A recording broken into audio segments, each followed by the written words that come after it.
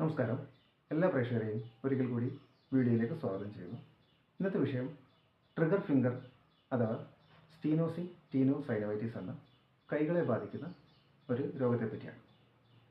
ഈ രോഗത്തിൻ്റെ ലക്ഷണങ്ങളും ആയുർവേദത്തിലുള്ള ചികിത്സയൊക്കെയാണ് ഇന്ന് വീഡിയോയിലൂടെ വിശദീകരിക്കുന്നത്.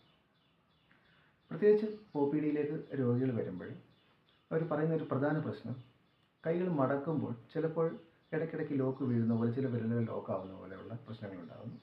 ഇത് വളരെ കാലമായി തുടങ്ങിയ ആൾക്കാരാണെങ്കിൽ ഈ വിരലുകൾ മടക്കിയിട്ട് പിന്നീട് ഇത് നിവർത്താൻ പറ്റാത്ത രീതിയിൽ മടങ്ങിയിരിക്കുന്ന അവസ്ഥയൊക്കെ ആയിട്ട് രോഗികൾ വരുമ്പോൾ, അപ്പോൾ ചിലപ്പോഴും പ്രസൻറ്റേഷൻ പലപ്പോഴും ഒന്നുകിൽ ഈ തള്ള വിരൽ മടങ്ങിയിരിക്കുന്ന അവസ്ഥയായിട്ടായിരിക്കും, അല്ലെങ്കിൽ മറ്റേതെങ്കിലും വിരലയിൽ ഇങ്ങനെ മടങ്ങിയിരിക്കും. മടക്കിയിട്ട് നിവർത്തണമെങ്കിൽ ബലം കൊടുത്ത് നിവർത്തേണ്ടി വരുന്ന ഒരു അവസ്ഥയൊക്കെ ആയിട്ടായിരിക്കും രോഗികൾ വരുന്നത്.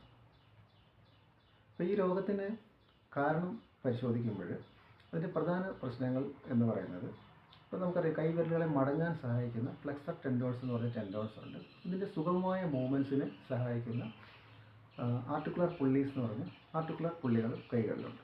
അപ്പോൾ ഇത് തമ്മിലുള്ള മൂവ്മെൻറ്റ്സിന് വരുന്ന പ്രശ്നങ്ങളാണ്. ഇതിലൊന്ന് സുഗമമായ മൂവ്മെൻറ്റ്സ് ആണ് ഇവിടെ നടക്കേണ്ടത്. ഈ സുഗമമായ മൂവ്മെൻറ്റ്സിനെ ബാധിക്കുന്ന ഒന്നുകിൽ ആ ഭാഗത്തെ ഈർപ്പം കുറഞ്ഞു പോകുന്നത്, ഹൈപ്പർ തൈറോയിഡിസം പോലുള്ള രോഗാവസ്ഥകളുണ്ടാകുന്നു.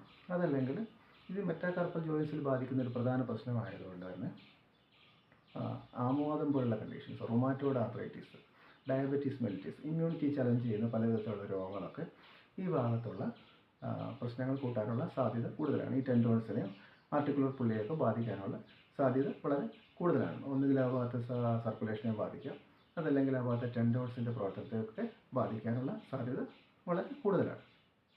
അതേപോലെ തന്നെ വിയർ ആൻഡ് ടിയർ ഇഞ്ചുറീസ്, അമിത ഭാരം എടുക്കുന്നതും ഒക്കെ ഈ ഭാഗത്ത് പ്രശ്നങ്ങൾ, എടുക്കാൻ പറ്റാത്തതിൽ കൂടുതൽ വെയിറ്റ് എടുക്കുന്നതും ഒക്കെ ഈ രോഗങ്ങളെ ട്രിഗർ ചെയ്യാനുള്ള സാധ്യത കൂടുതലാണ്. പിന്നെ ഈ ഭാഗത്തുണ്ടാകുന്ന പ്രശ്നങ്ങൾ ശരിക്കും പരിശോധിച്ച് കഴിഞ്ഞാൽ ഈ ടെൻഡോൺസിന് ചുറ്റും ഒരു കവറിങ് ഷീറ്റുണ്ട്, അതേപോലെ തന്നെ ആർട്ടിക്കുലർ പുള്ളി അതിന് ചുറ്റുമുണ്ട്.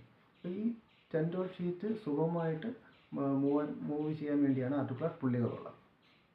അപ്പോൾ ഇതിൽ ഒന്നുകിൽ ഇത് തമ്മിൽ ഉരഞ്ഞിട്ട് കാലക്രമത്തിൽ ഈ പറഞ്ഞ പുള്ളി ഡീജനറേറ്റീവ് ചേഞ്ചസ് സംഭവിക്കും. സ്റ്റീനോസിങ് എന്നുള്ള വാക്ക് അതാണ് ഉപയോഗിച്ചിരിക്കുന്നത്. അത് കട്ടിയായി പോകുന്നു. അതിൻ്റെ അനന്തരഫലമായിട്ട് ടെൻഡോൺസ് അതിൽ ഉരഞ്ഞുരഞ്ഞുരഞ്ഞ് ചെറിയ മൈക്രോ ഇഞ്ചുറീസ്, ചെറിയ ചെറിയ മുറിവുകളുണ്ടാവുകയും ആ മുറിവുകൾ കാലക്രമത്തിലുള്ള നോഡ്യൂൾസ് എന്ന് പറയും, ചെറിയ മുഴകളായി തീരുകയൊക്കെയാണ് ചെയ്യുന്നത്. അപ്പം ഈ മുഴകൾ കട്ടി കൂടിക്കഴിഞ്ഞ് ഒരു സമയം കഴിയുമ്പോഴത്തേക്ക് ഈ മുഴകൾ വന്ന് ഈ ഫസ്റ്റ് ആർട്ടിക്കുലർ പുള്ളിയിൽ ലോക്കായിരിക്കും, വിരൽ മടങ്ങിയിരിക്കുകയൊക്കെയാണ് രോഗികൾക്ക് ഉണ്ടാകുന്നത്. അത് ഒരു ഫിസിക്കൽ ഡിഫോർമിറ്റി പോലെയൊക്കെ നമുക്ക് അനുഭവപ്പെടുകയും ചെയ്യുന്നുണ്ട്. അപ്പോൾ അത്തരം പ്രശ്നങ്ങളുമായിട്ടാണ് OPDയിൽ രോഗികൾ വരുന്നത്. ഇനിയിപ്പോൾ നമുക്ക് അടുത്ത് പരിശോധിക്കേണ്ട ആയുർവേദത്തിലുള്ള ഇത്തരം പ്രശ്നങ്ങൾക്കുള്ള ചികിത്സകളെ പറ്റിയാണ്.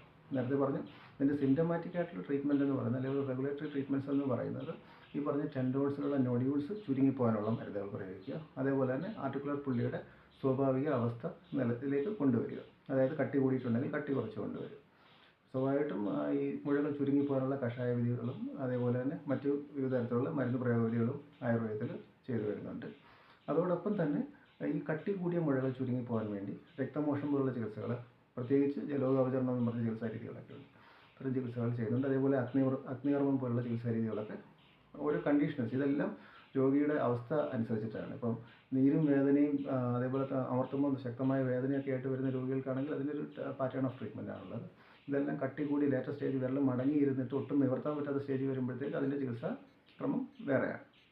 അപ്പോൾ ഇത് ഓരോന്നും വിലയിരുത്തിയതിന് ശേഷം ഇപ്പോൾ ഉപനേഹം പോലുള്ള ചികിത്സ, ഇപ്പോൾ നീരും വീക്കമൊക്കെ ഉണ്ടെങ്കിൽ ഇപ്പോൾ ഉപനേഹത്തിൽ ഉപയോഗിക്കുന്ന മരുന്നുകൾ പ്രത്യേകിച്ച് നീരും വീക്കമൊക്കെ മാറാൻ വേണ്ടിയുള്ള മരുന്നുകളായിരിക്കും. അതേപോലെ തന്നെ ഒരു ലേറ്റർ സ്റ്റേജിൽ വന്ന് ലോക്കായിരിക്കുന്ന അവസ്ഥയിൽ വന്നിട്ട് അവിടെ കട്ടി കുറയ്ക്കാൻ വേണ്ടിയുള്ളതാണെങ്കിൽ അത്തരം മരുന്നുകളായിരിക്കും ഉപനേഹത്തിൽ പ്രത്യേകം ഉപയോഗിക്കുന്നത്.